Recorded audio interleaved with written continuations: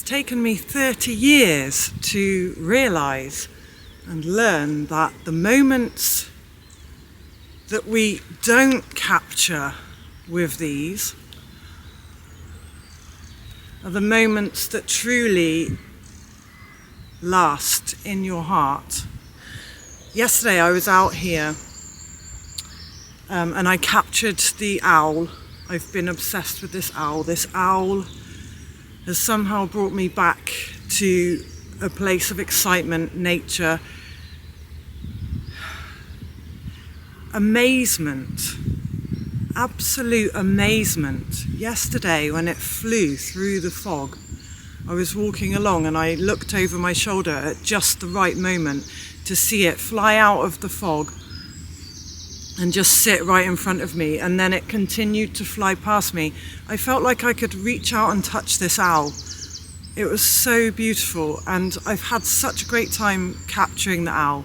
And yesterday I really reflected on that and how I decided that the next time I came up here, which like yesterday, I wouldn't capture it. I would just enjoy it and just watch.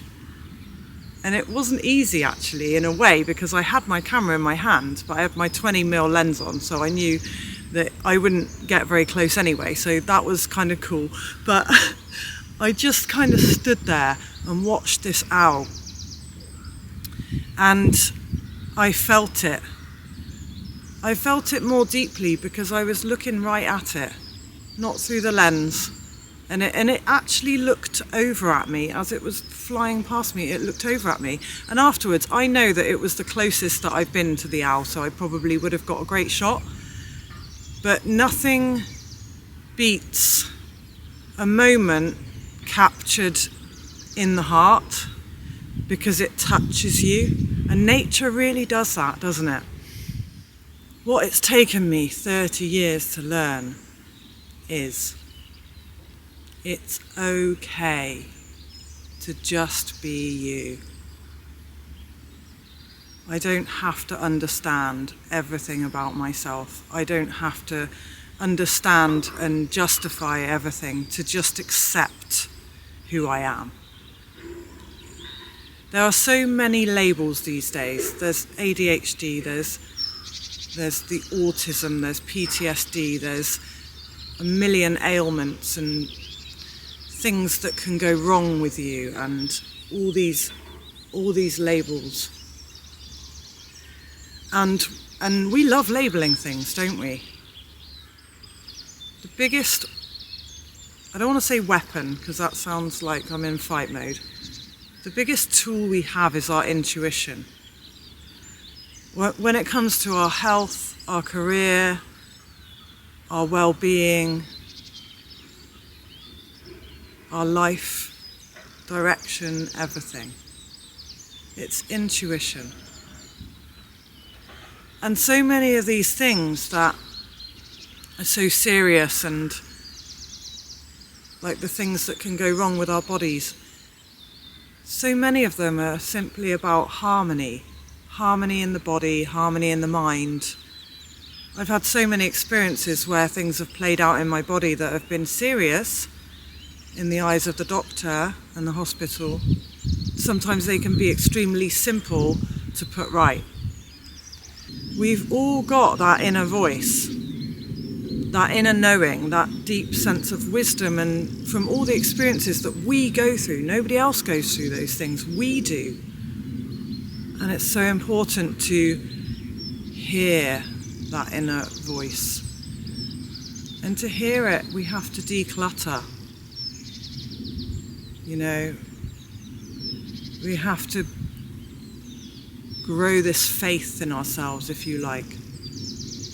We have to wash away some limiting beliefs, some conditioning.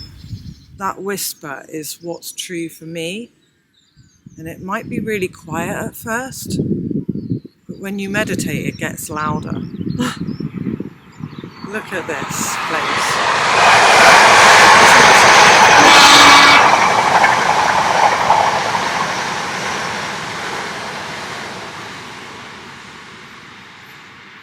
out in the fresh air, I'm out in nature, I'm getting exercise, and I'm being mindful because I'm looking for opportunities to take photos.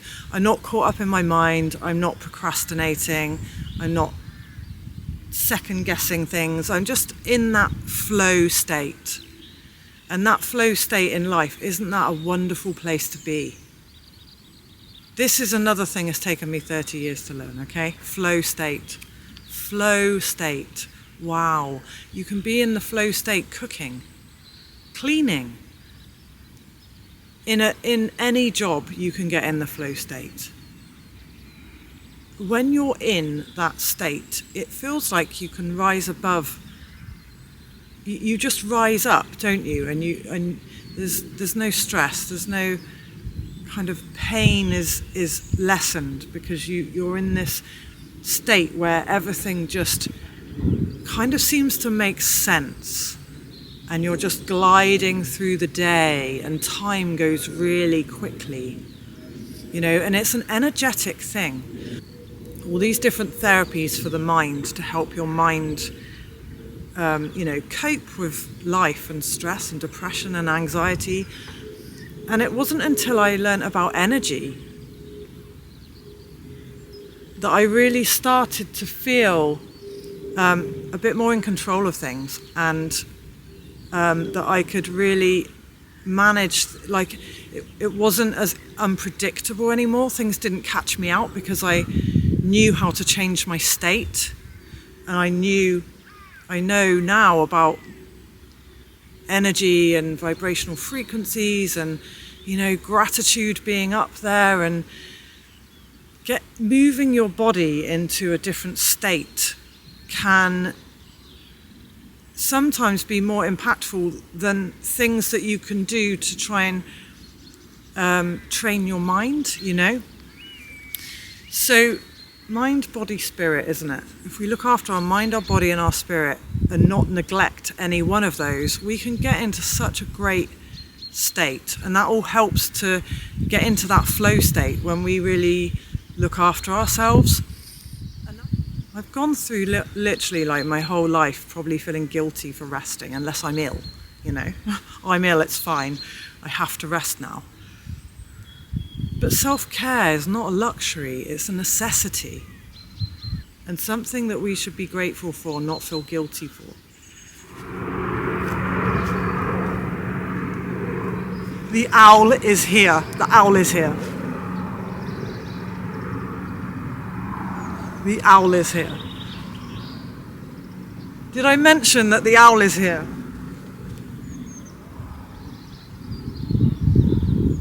Oh. Wow. Oh, wow. Wow.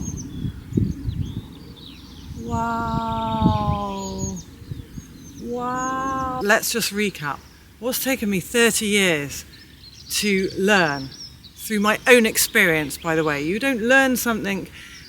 Sometimes you read something in a book and it sticks, but other times you have to experience it for you to really feel it and take it on and take it in. And so, the thing that I've learned is, it's the times that we don't pick up the camera to capture something that we can really connect to it and really feel it in a deeper place within us than the camera can reach. And that is the place where it stays and we hold it as a memory, and not just a memory, a feeling.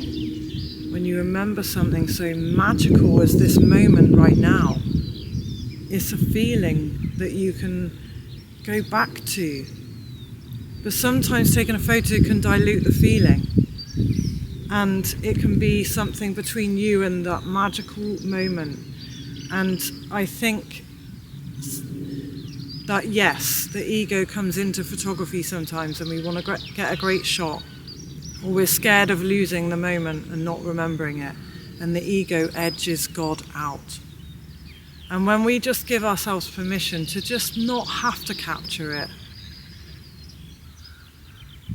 when we decide we don't have to get a better shot than we did last time, or a shot that's good enough to compete with great wildlife photographers, or even be something that we want to show, when we don't have to do that.